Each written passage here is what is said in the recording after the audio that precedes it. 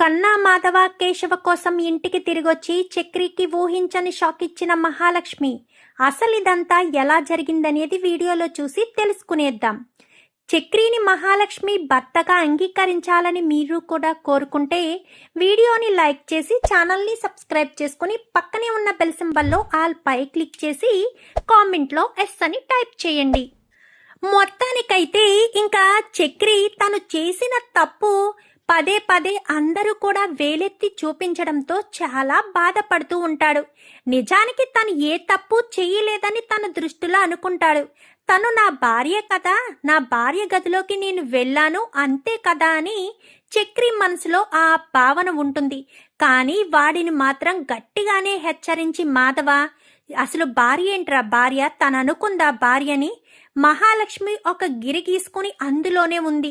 ఎవరితో ఎలా ఉండాలో, ఏ మగవాళ్ళతో ఎలా ఉండాలనేది తనకు బాగా తెలుసు. మనతో ఇంత చనువుగా ఉన్నా ఏ రోజు హద్దు మీరు దాటి మనతో ఏమైనా తప్పుగా బిహేవ్ చేసిందా?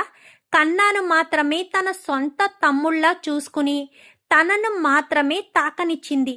ఎందుకంటే తన దృష్టిలో కన్నా చిన్నవాడు. వాడికి తను ఒక తల్లిలా మారి బిడ్డను తల్లి ఎలా అయితే చూసుకుంటుందో అలానే చూసుకుంది మహాలక్ష్మి. అలాంటి మహాలక్ష్మిని ఇంటి నుంచి బయటికి వెళ్ళిపోయేలా చేసావు కదరా. నీ వల్ల మహాలక్ష్మి బాధపడుతూ ఇంటి నుంచి వెళ్ళింది.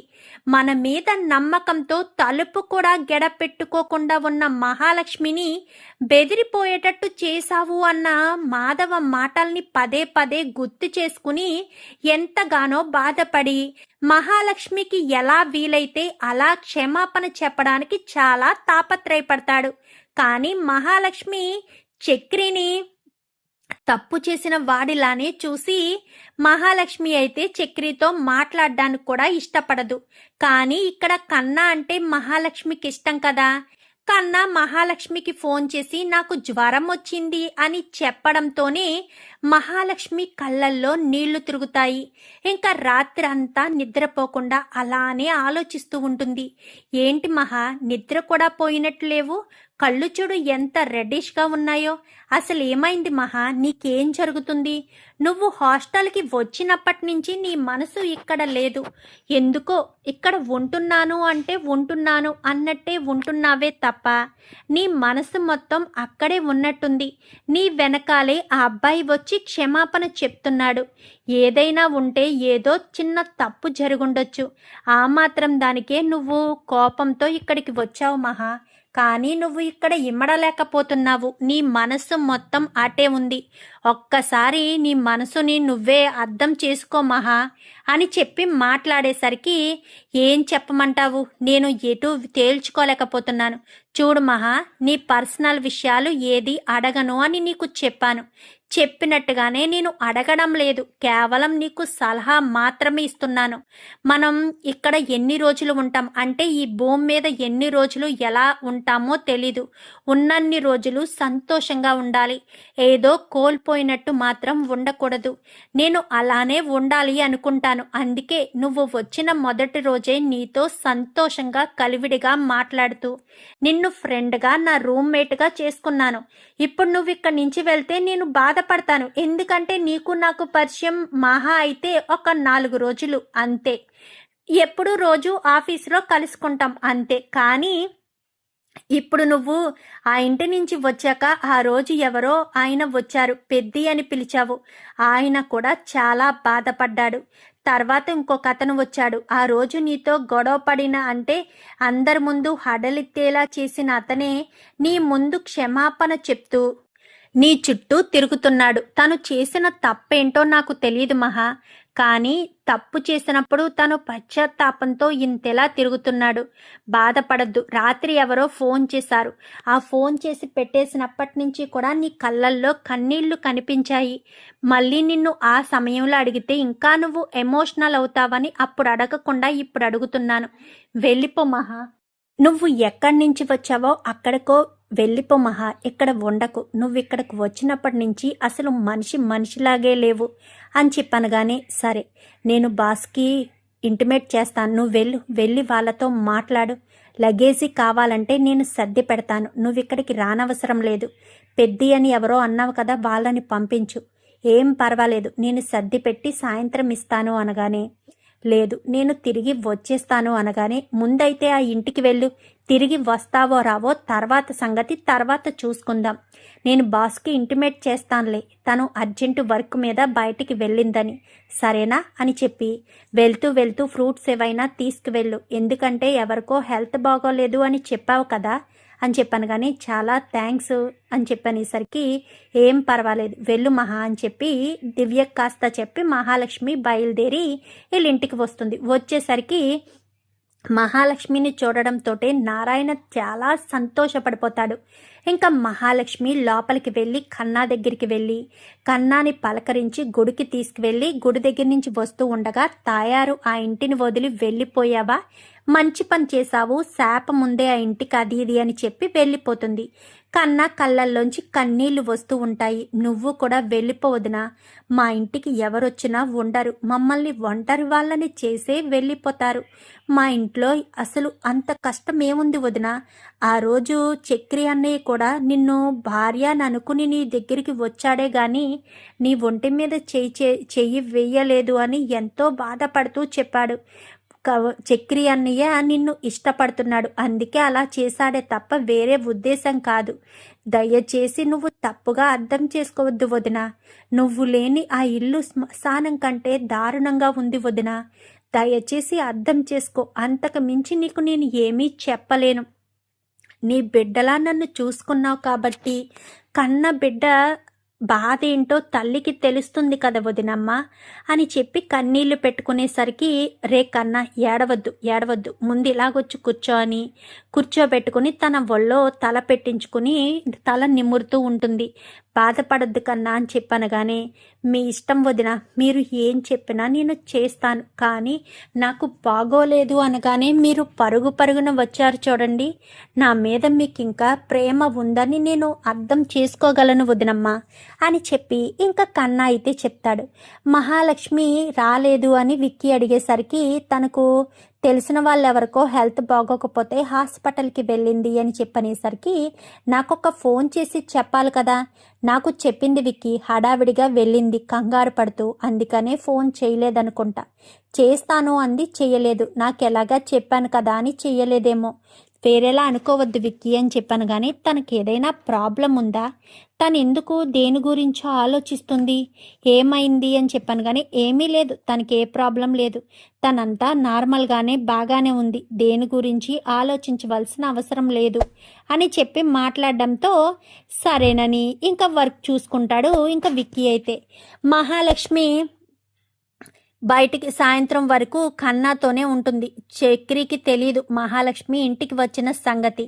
సాయంత్రం వరకు ఉండి సాయంత్రం ఇంకా నేను వెళ్ళొస్తాను అని చెప్పాను. కానీ ఈ లోపు మాధవ ఇటు కేశవ ఇద్దరు కూడా వచ్చేస్తారు. వచ్చేసేసరికి, అమ్మ మహాలక్ష్మి ఎప్పుడొచ్చావమ్మా అని చెప్పాను. కానీ వదిన ఉదయాన్నే వచ్చిందన్నయ్య, వచ్చి నన్ను గుడికి కూడా తీసుకువెళ్ళింది, నాకిప్పుడు జ్వరం తగ్గిపోయింది అన్నయ్య అని చెప్పాను. కానీ బెంగతో వచ్చిన జ్వరం కదా, ఆ మనిషిని చూడడంతోటే తగ్గిపోతుంది, ఏంటి మహా ఉండిపోవడానికి వచ్చావా వెళ్ళిపోవడానికి వచ్చావా అనగాని, వెళ్ళిపోతున్నాను పెద్ది అనేసరికి, అమ్మ మహా మేము ఆ రోజు అడగలేకపోయాము, ఎందుకంటే నీ కళ్ళల్లో చూసి మాట్లాడలేని పరిస్థితి, ఈరోజు అడుగుతున్నాను, చేతులు జోడించి అడుగుతున్నాను అని ఇద్దరు కూడా మోకాళ్ళ మీద ఉండి, ఇద్దరితో పాటు కన్నా కూడా మోకాళ్ళతో ఉండి చేతులు జోడించి, మా కోసం ఇక్కడే ఉండిపో అమ్మ మహాలక్ష్మి, వాడు చేసిన తప్పుని వాడు ఎంతగానో బాధపడుతున్నాడు,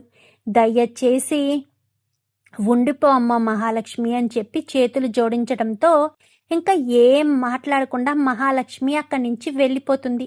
వదిన మళ్ళీ వెళ్ళిపోయిందన్నయ్య అంటూ కన్నా ఏడుస్తూ ఉంటాడు. ఏడుస్తూ ఉండేసరికి, నీకు బాగోలేదని చెప్పడంతో చూసిపోవడానికి వచ్చింది వదిన, అంతే వెళ్ళిపోయింది అని చెప్పి కేశవ కూడా కళ్ళల్లో నీళ్లు పెట్టుకుంటాడు. ఇంకా మహాలక్ష్మి కాస్త సరాసరి ఇంటికి వెళ్ళిపోయి తన రూమ్కి వెళ్ళిపోయి రూమ్లో కూర్చుని ఆలోచిస్తూ ఉంటుంది. ఈలోపు దివ్య వస్తుంది. ఏంటి మహా, నువ్వే వచ్చావా? ఇంకా పెద్దనెవరొకరిని పంపించి లగేజీ కోసం అంటావేమో అనుకున్నాను. అదేంటి మహా, మళ్ళీ ఇక్కడికి వచ్చేసావు? నేను ముందే చెప్పాను కదా నువ్వు అక్కడే ఉండిపోవాల్సింది, ఇక్కడికి రావద్దు అని అనగాని, అక్కడ ఉండలేని పరిస్థితి అనగాని ఇక్కడ ఉండలేని పరిస్థితే మహాలక్ష్మి. ఆ అబ్బాయి చక్రి ఏం తప్పు చేశాడో నాకు తెలియదు, కానీ చాలా బాధపడుతున్నాడని మాత్రం క్లియర్గా తెలుస్తుంది. ఆ అబ్బాయి బాధను నువ్వు అర్థం చేసుకోవాలి. ఆ అబ్బాయి బాధను నువ్వు అర్థం చేసుకుని ఆ అబ్బాయికి ఆ బాధ లేకుండా ఇంటికి నీ అవసరం ఉందని అనిపిస్తుంది. ఆ ఇంట్లో ఒక్క మనిషికి బాగోలేదు అనగానే రాత్రంతా మేలుకుని మరీ వాళ్ళ గురించి ఆలోచించిన నీకు ఇక్కడ ఉండడం కష్టం. ఇక్కడ తిండి సరిగ్గా తినడం లేదు, కాఫీ తాగడం లేదు, ఏమీ సరిగ్గా చేయలేకపోతున్నావు. నిన్ను ఆ ఇంట్లో వాళ్ళు ఎంతెలా చూసుకున్నారో నాకు ఇప్పుడు అర్థమవుతుంది మహాలక్ష్మి అని చెప్పి దివ్య అనేసరికి నేను నేను అనగానే, ఏంటి చెప్పడానికి మొహమాట పడుతున్నావా? నువ్విక్కడి నుంచి వెళ్ళిపోవాలి అని అనుకుంటున్నావు కదా అని చెప్పాను. కానీ దివ్య అంటూ దివ్యను పట్టుకుని ఏడుస్తుంది. నువ్వేం టెన్షన్ పడకు, అర్థమవుతుందా? నువ్వు వెళ్ళిపోవచ్చు, నిరభ్యంతరంగా వెళ్ళిపోవచ్చు. నేను ఆ పెద్దికి ఫోన్ చేస్తాను, నీ ఫోన్ ఏది అనేసరికి వెంటనే అక్కడుంది అనగానే ఫోన్ చేస్తుంది. చెప్పమ్మా మహాలక్ష్మి అనగానే, నేనండి తన రూమ్మేట్ దివ్యని అనేసరికి చెప్పమ్మా అని చెప్పనగానే, ఎంత మర్యాదగా మాట్లాడుతున్నారండి మహాలక్ష్మి, అందుకేనేమో మిమ్మల్ని మర్చిపోలేకపోతుంది. మీ ఇంటి నుంచి వచ్చినప్పటి నుంచి తను మనిషిలా లేదు. తను మళ్ళీ మీ ఇంటికి వచ్చేయాలని అనుకుంటుంది. మీరు ఏమనుకోకపోతే హాస్టల్ దగ్గరికి వస్తారని అయ్యో ఆ మాట ఎప్పుడెప్పుడు మహాలక్ష్మి నోటంట విందామా అని ఎదురు చూస్తున్నానమ్మా. ఇప్పుడే 10 నిమిషాల్లో వచ్చేస్తాను. కొంచెం నువ్వు ఏమనుకోకుండా మహాలక్ష్మి సామాన్లు సర్దేస్తావమ్మా అనగాని, అయ్యో తప్పకుండా, ఎందుకంటే మహాలక్ష్మి బాధపడుతూ ఉంది అని అన్నావు కదమ్మా, తను ఏడుస్తూ కూడా ఉంటుంది. అందుకే తను బాధపడుతూ అవన్నీ సర్దుకోలేదు. నేనే వచ్చి సర్దేవాణ్ణి, కానీ నన్ను లోపలికి రానివ్వరు కదమ్మా అని చెప్పాను. కానీ అవునండి, జెంట్స్ని లోపలికి రానివ్వరు, గేటు వరకే. సరేనండి నేను సర్దేస్తాను, మీరు వచ్చేసేయండి అనగానే సరేనమ్మా అని వెంటనే ఫోన్ పెట్టేస్తాడు. పెట్టేసిన తర్వాత ఏమన్నాడు పెద్ది అనగానే, మీ పెద్ది ఏమంటాడే, నువ్వు ఎప్పుడెప్పుడు ఆ మాట అంటావా అని ఎంతో ఆతృతగా ఎదురు చూస్తున్నారు. పైగా నువ్వు సామానాలన్నీ సర్దుకోలేవంట, నన్నే సర్దమని కూడా చెప్పారు. నీకు నీ మీద అంత ఆప్యాయత చూపించే వాళ్ళు దొరకడం చాలా అదృష్టం మహా. వీలైతే మాత్రం ఒక పని చెయ్యి అనగానే, ఏంటది? వాళ్ళని మాత్రం ఎప్పటికీ వదులుకోవద్దు మహా. అంత అభిమానం చూసే వ్యక్తులు ఈ రోజుల్లో నీకు దొరకడం నీ అదృష్టమనే అనుకోవాలి, నీ మంచితనమనే అనుకోవాలి. అంత బాగా చూసుకుని నీ కోసం అంత ఆరాట పడే వాళ్ళని నేను ఎప్పుడూ చూడలేదు. వెళ్ళిపో మహా, అక్కడికి వెళ్ళిపోతేనే నువ్వు మళ్ళీ ప్రశాంతంగా నవ్వుతూ ఉంటావు. ఆ ఇంటి నుంచి వచ్చాక నీ ముఖంలో నాకు నవ్వే కనిపించలేదు అని అంటూనే ఇంకా అక్కడున్న బట్టలు అవి ఇవి తను తెచ్చుకొచ్చిన థింగ్స్ మొత్తం అన్నీ కూడా సర్దేసేసరికి సరే నువ్వుండు, నేను మేడంతో చెప్పొస్తాను అనేసరికి మేడం దగ్గరికి వెళ్ళగానే, మేడం తను ఎక్కడి నుంచి వచ్చిందో అక్కడికే వెళ్ళిపోతుందంట మేడం అని చెప్పనేసరికి, మరి రూమ్ రెంట్ తిరిగి ఇవ్వను అనగానే, అవసరం లేదు మేడం, తను ఇప్పుడు రెంట్ కూడా అడగదు మిమ్మల్ని, రెంట్ మీరే ఉంచుకోండి, తను మాత్రం వెళ్ళిపోతున్నానని మీకు ఇంటిమేషన్ చేయమని చెప్పింది, అదేదో తననే చేయమనొచ్చు కదా, తను బాధలో ఉందిలే మేడం అని చెప్పనేసరికి సరే అని ఇంకా ఆ 2 బ్యాగులు తీసుకుని గుమ్మం దగ్గరికి ఇలా వస్తుందో లేదో వెంటనే గబగబా వచ్చేస్తాడు మాధవ. వచ్చేసి ఆ బ్యాగులు తీసుకుని ఇలా ఇవ్వమ్మ మహా అని చెప్పి ఇంకా మహా దగ్గర ఉన్న బ్యాగును కూడా తీసుకుంటాడు. వచ్చేసారా పెద్ది అనేసరికి, వచ్చేసానమ్మా, ఆటో కూడా తీసుకొచ్చాను, అమ్మ మహాలక్ష్మి రామ్మ అని చెప్పాను. కానీ సరే మహా, రేపు ఆఫీసులో కలుసుకుందాము అని చెప్పి ఇంకా మహాలక్ష్మిని హత్తుకుని అక్కడి నుంచి దివ్య పంపించేస్తుంది. మహాలక్ష్మి బయటికి వచ్చి ఇంకా ఆటోలో కూర్చున్న తర్వాత కళ్ళల్లో కన్నీళ్లు కనిపిస్తాయి. ఎందుకమ్మా మహాలక్ష్మి, ఎందుకు బాధపడుతున్నావు అనగానే, మళ్ళీ ఆ ఇంట్లో అడుగు పెట్టకూడదనుకున్నాను పెద్ది, కానీ మీరు కన్నా కేశవ అందరూ కూడా మోకాళ్ళ మీద ఉండి మరీ నా కోసం అంతలా బ్రతిమలాడేసరికి తట్టుకోలేని పెద్ది, తట్టుకోలేకపోయాను. అందుకే నీ దగ్గరికే వచ్చేస్తున్నాను పెద్ది అనగానే, అమ్మ మహాలక్ష్మి, నువ్వు మా ఇంట్లో ఉంటే ఒక దేవత మా ఇంట్లో ఉన్నట్టే మేము అనుకుంటాము. ఇక మీదట నీ మనసు బాధ పెట్టే పని ఏదీ జరగదు, అర్థమవుతుందా? అది మనసులో పెట్టుకుని నిశ్చింతగా నువ్వు ఇంతకు ముందు ఎలా అయితే మా ఇంట్లో ఉన్నావో అలానే ఉండవచ్చు అనేసరికి ఇంకేం మాట్లాడకుండా ఇంటికి వస్తుంది. ఇంటికి వచ్చేసరికి కరెక్ట్గా మహాలక్ష్మి గుమ్మం దగ్గరికి రావడంతో, ఒక్క నిమిషమమ్మా, ఒక్క నిమిషమని గబగబా వెళ్తాడు. గబగబా వెళ్ళి హారతి తీసుకుని వచ్చి హారతి ఇస్తూ ఉండగా ఈలోపు చక్రి వస్తాడు. హారతి ఇచ్చి కుడికాలు పెట్టి లోపలికి రామ్మ, మళ్ళీ ఇంటి నుంచి మహాలక్ష్మి ఎప్పటికీ వెళ్ళకూడదు అని మనసులో అనుకుని ఇంకా కుడికాలు పెట్టమనగానే కుడికాలు పెట్టి లోపలికి వస్తుంది. మహాలక్ష్మి వచ్చి కేశవ కన్నాకి మధ్యలో నిలబడేసరికి ఒక పక్కన పెద్ది నిలబడతాడు, మరొక పక్కన నారాయణ, పక్కన మాధవ చక్రి నిలబడతాడు. చక్రి నిలబడడంతో మీ అందరికీ ఒక విషయం చెప్పాలనుకున్నాను. నేను ఈ ఇంట్లో అడుగు పెట్టింది చక్రిని పెళ్లి చేసుకుని ఇంట్లో అడుగు పెట్టాను. ఇప్పుడు అడుగు పెట్టేది కేవలం మీ బంధువులాగే, ఆత్మ బంధువులాగే అడుగు పెడుతున్నానని వెంటనే తన మెడలో ఉన్న మంగళసూత్రాలను తీసి చక్రి చేతిలో పెట్టి, ఇక మీదట మీకు నాకు ఎలాంటి సంబంధం లేదు, నేను మీ భార్యని అని ఈ మంగళసూత్రాలు నా మెడలో ఉండడం వల్లే కదా మీరు చనువుగా నా గదిలోకి రాగలిగారు. ఇక మీదట మీకు నాకు ఎలాంటి రిలేషన్షిప్ లేదు, అర్థమవుతుందా అని చెప్పి మహాలక్ష్మి కాస్త తన లగేజీ తీసుకుని ఆ రూమ్లోకి వెళ్ళిపోతుంది. ఇంకా చక్రి ఆ మంగళసూత్రాలు చూస్తూ అలానే బాధపడుతూ ఉంటాడు. ఇదేంటన్నయ్య అనగానే, మహాలక్ష్మి అయితే ముందు ఇంట్లోకి వచ్చింది కదా, తర్వాత సంగతి తర్వాత చూసుకుందాం, ఇప్పుడు నువ్వు దాని గురించి ఏమీ ఆలోచించుకో, అర్థమవుతుందా? ఇంకా చక్రి ఆ తాలిబొట్టును తీసుకుని వాళ్ళు చెప్పడంతో బయటికి వచ్చేస్తాడు. ఇంకా అలా బయటికి వచ్చేసేసరికి వెనకాలే నారాయణ వచ్చి, ఏంట్రా దాన్నే పట్టుకుని చూస్తున్నావేంటి, అది ఒకప్పుడు మీ అమ్మ తాలి, ఇప్పుడు నీ భార్య తాలయింది, మళ్ళీ నీ చేతిలో పెట్టిన మహాలక్ష్మియే నీ చేతులతోనే తన మెడలో వేసుకునేటట్టుగా నువ్వు మార్చాలి తన మనసుని, తన శరీరాన్ని సొంతం చేసుకోవాలని చూడొద్దురా, మనసుని నీ వైపు తిప్పుకో, ఫస్ట్ నీతో మాట్లాడేటట్టు ప్రయత్నించు, అంతే తప్ప తప్పుగా బిహేవ్ చేసి ఆడపిల్లని ఎప్పుడూ కూడా తనంతట తానే మనల్ని వరించాలి తప్ప మనం బలవంతంగా ఆడపిల్లని లొంగ తీసుకోవాలనుకోవడం మగాడి లక్షణం కాదు.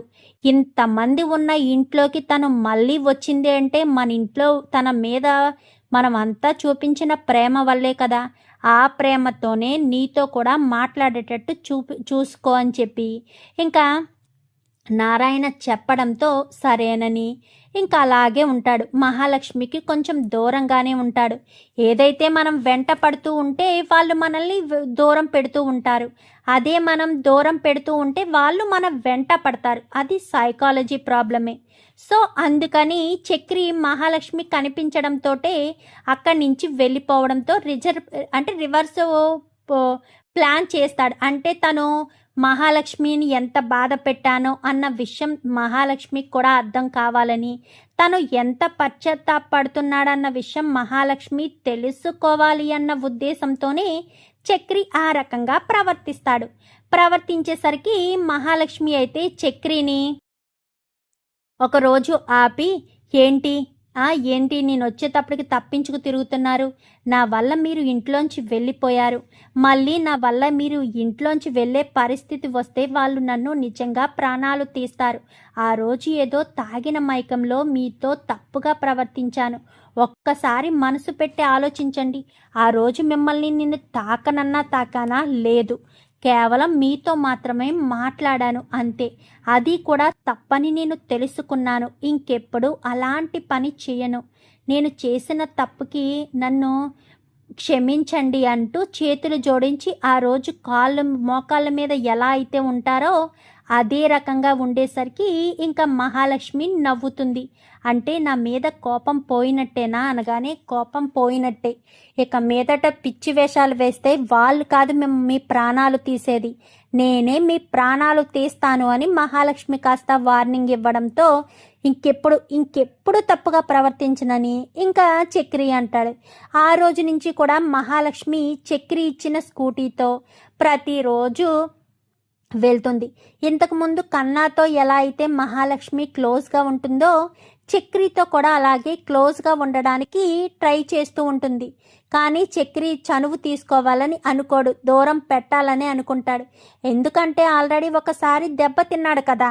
పదే పదే మళ్ళీ మహాలక్ష్మి ఇంట్లోంచి వెళ్ళిపోతే ఇంకా వీళ్ళ ప్రాణాలు తీసేస్తారని క్లియర్గా అర్థం చేసుకున్నాడు కాబట్టి దూరంగానే ఉంటాడు. ఏంట్రా మహాలక్ష్మి నీకు దగ్గర అవ్వాలనుకుంటే దూరం అవుతున్నావేంటి అనగానే, లేదులే నాన్న, అది తనకి కూడా తెలుస్తుంది. నేను దూరం అయితే తను దగ్గర అవ్వాలని ప్రయత్నిస్తుంది అంతే. నువ్వు చెప్పింది నిజమే నాన్న. మనం దేన్నైతే ఆశపడతామో అది మనల్ని ఆశపడదు. మనం దేన్నైతే నిర్లక్ష్యం చేసి అంటే వద్దులే అని మనం దూరం జరిగితే అదే మన వెంట వస్తుంది అన్నది నిజం. మహాలక్ష్మి గారు కూడా ఇప్పుడంతే. చెప్పాను కదరా అలానే ఉంటుందని. అందుకే తన మనసుని గెలుచుకోవడానికి ట్రై చేయి. చనువిచ్చింది కదా అని చొరవ తీసుకుని ఏమైనా చేసావే అనుకో, తర్వాత నీ ఇష్టం మరి. నీ ఫోటోకి ఖచ్చితంగా దండ పడిపోద్రోయ్. తర్వాత నీ ఆలోచన అనగానే, లేదులే నాన్న, అలాంటి తప్పు మళ్ళీ చేయను, మళ్ళీ మందు జోలికి పోను అని ఇంకా చక్రి అయితే అంటాడు. అనేసరికి చక్రికి కారేశ్వరరావు ఫోన్ చేస్తాడు. హలో చక్రి అనగానే, చెప్పు కారేశ్వరరావు అనగానే, ఒకసారి ఆఫీస్కి రా అని చెప్పనేసరికి ఆఫీస్కి వెళ్తాడు. ఏంటి అనగానే, ఆ టేబుల్ మీద ఉంది చూడు అనేసరికి తన డ్రైవింగ్ లైసెన్స్. అంటే నా డ్రైవింగ్ లైసెన్స్ మళ్ళీ నాకు వచ్చేసిందా అనగానే, అవును వచ్చేసింది. ఇక మీదట నీ కారు నువ్వే నడుపుకో. ఇంకొకసారి ఎటువంటి పిచ్చి పనులు చెయ్యొద్దు, అర్థమవుతుందా అని చెప్పనేసరికి, ఇంతకీ నీ భార్య సంగతి ఏంటి? తను నా భార్య కాదు, కేవలం మా ఇంట్లో ఉన్న గెస్ట్ మాత్రమే అనగానే, అదేలే గెస్టే, ఎక్కడుంది ఇప్పుడు అనేసరికి, మా ఇంటికే వచ్చింది, నన్ను కూడా క్షమించింది. ఆ రోజు నీ మాటలు నమ్మి, మా నాన్న మాటలు నమ్మి తొందరపాటి నిర్ణయంతో నేను తన గదిలోకి వెళ్ళి చొరవగా ప్రవర్తించేసరికి తను బెదిరిపోయింది. ఇప్పటికీ తన మనసు కుదుటపడి ఇక మీదట నన్ను ఏమీ అనకూడదు అనుకుంటుంది. అందుకే నేను తన విషయంలో చాలా జాగ్రత్తగా ఒళ్ళు దగ్గర పెట్టుకుని ఉందామనుకుంటున్నాను అనగానే, అది ఒకందుకు మంచిదేలేరా. అమ్మాయిని మనం అభిమానించాలి తప్ప సొంతంగా బలవంతంగా తనని పొందాలని ఎప్పుడూ అనుకోకూడదు. ఆ రోజు నేను నీతో అలా చెప్పడం తప్పే. నువ్వు బాగానే ఉన్నావు, మా నాన్న బాగానే ఉన్నాడు. అటు తిరిగి ఇటు తిరిగి నేనే వెదవనయ్యాను. అయినా ఇప్పుడు మహాలక్ష్మి గారు నన్ను క్షమించారులే, ఇంకా ఏ ఇబ్బంది లేదు. హ్యాపీగా మహాలక్ష్మి గారు మళ్ళీ మా ఇంటికి వచ్చారు. మా ఇంట్లో మళ్ళీ సంతోషం నెలకొంది. అది చాలు నాకు, అంతకు మించి ఏమీ అవసరం లేదు అని చక్రి అనేసరికి వీడేంటో చిన్నదానికే సంతోషపడిపోతాడు. సరేరా వెళ్ళు, కారు వేసుకుని వెళ్ళు అనగానే సరేనని ఇంకా కారు వేసుకుని సరాసరి ఇంటికి వెళ్ళిపోతాడు. ఏంట్రా మళ్ళీ కారు వేసుకుని తిరుగుతున్నావు? డ్రైవింగ్ లైసెన్స్ నీ చేతికి వచ్చేసిందా ఏంటి? వచ్చేసింది, నా డ్రైవింగ్ లైసెన్స్ నా చేతికి వచ్చేసింది. ఇక మీదట నేను హ్యాపీగా ఉంటాను అనగానే, సరే పిచ్చి వేషాలు వేయకుండా మహాలక్ష్మి ముందు కొంచెం ఒళ్ళు దగ్గర పెట్టుకుని ఉండు, అది నీకు మంచిది, కుటుంబానికి అంతకంటే మంచిది అని చెప్పాను. కానీ అలాగే నాన్న, ఇక మీదట నేను తాగను, తప్పుగా ఏమీ మాట్లాడను అని చెప్పి చక్రి అయితే అంటాడు. ఇంకా అలా అన్న తర్వాత చక్రి ట్రిప్పులకి వెళ్ళడం మొదలు పెడతాడు. ఇంకా మహాలక్ష్మి చూసి, ఏంటి మీ కారు మళ్ళీ మీకు వచ్చేసిందా అనగానే, అవును మహాలక్ష్మి గారు, మీరు ఇంటికి వచ్చిన వేళ విశేషం, నా కారు మళ్ళీ వచ్చేసింది అని చెప్పనేసరికి ఇదే వద్దన్నాను. నేను వచ్చిన వేళ విశేషం ఏంటి? మీరు మా ఇంటి అదృష్ట దేవత. నా ఒక్కడికే కాదు, అందరికీ అదృష్ట దేవతే. మీరు మా ఇంటి మహాలక్ష్మి. ఒక దేవత మా ఇంట్లో అడుగు పెట్టాక మాకు కానివంటూ ఏమైనా ఉంటాయా? ఉండవు కదా. అన్నీ వచ్చేసాయి అని చెప్పి సంతోషంగా మాట్లాడుతూ ఉంటాడు చక్రి. అయితే మరి మహాలక్ష్మి చక్రిని భర్తగా అంగీకరిస్తుందా? తాళి తీసిచ్చేసింది కాబట్టి ఇంకా తనను ఒక శ్రేయోభిలాష్ లాగే అనుకుంటుందా, లేక భర్తగా అంగీకరించే అవకాశం ఉంటుందా? చూద్దాం మరి రాబోయే ఎపిసోడ్స్లో ఏం జరుగుతుందో. వీడియో నచ్చితే లైక్ చేసి ఛానల్ని సబ్స్క్రైబ్ చేసుకుని పక్కనే ఉన్న బెల్ సింబల్లో ఆల్ పై క్లిక్ చేయండి. Thank you for watching.